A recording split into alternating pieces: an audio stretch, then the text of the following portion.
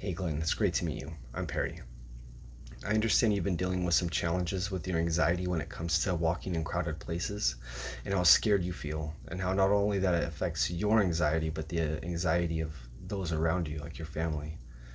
You mentioned that going out with your family causes these issues because you think since you're going to mess it all up anyway, that you might as well disappoint them in the beginning and make it up to them later by like staying home or canceling or just kind of pushing things off. Then you feel like it's a lose-lose situation because you feel the guilt for not going. You also feel guilt if you do go and have to leave early or lose your temper or just kind of don't engage. You see, you drift off and you're not feeling like you're in the moment. So your family feels this anxiety, and you feel this anxiety. Either way, it's a lose-lose. So it sounds like it's spinning.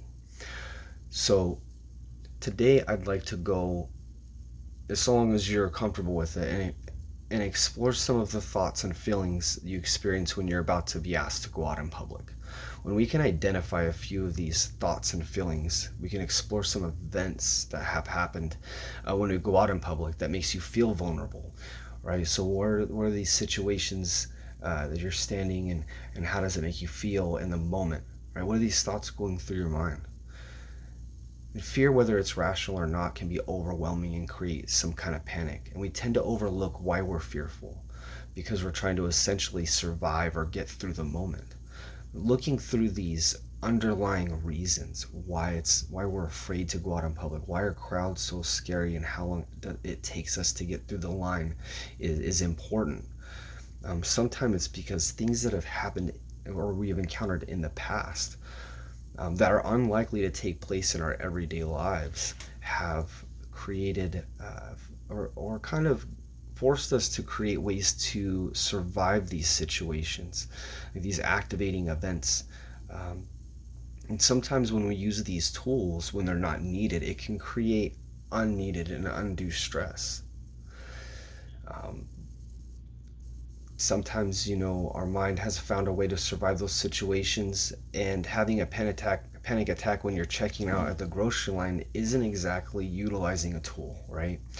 Or missing a big family event because you couldn't shake the anxiety of something devastating or very harmful happening unexpectedly when you're not looking around or on your guard or avoiding things. Sometimes these things that have happened are currently causing pain even when there's nothing physically present to cause you harm.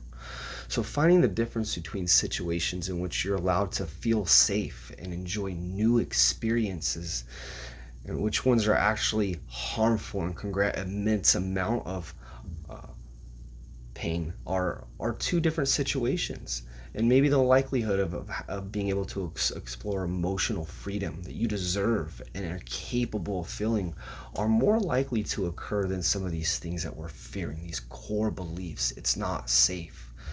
We can't be outside. I have to be home. Versus some of these things that we're thinking of, maybe I'm just not, capable of going outside today because I'm just a little bit too stressed and the crowd is a little bit too big and I'm going to do this and I'm going to do this, right? These moments, these thoughts in the moment, separating those between it's not safe, I'm not safe, starting to introduce yourself to some of these ideas that it can be safe. We are allowed to enjoy these moments. That these core activating events are not something that are going to affect everyday life. And the more positive we can see things occurring through time, the more we'll be able to focus on those and enjoy the present moment. And that'll be the goal uh, uh, for most people in this situation. And I don't know if that's the goal for you, but it definitely sounds like not doing some of those things are not your goal. So it'll be our plan to drive a wedge between what we tell ourselves and what we can tell ourselves.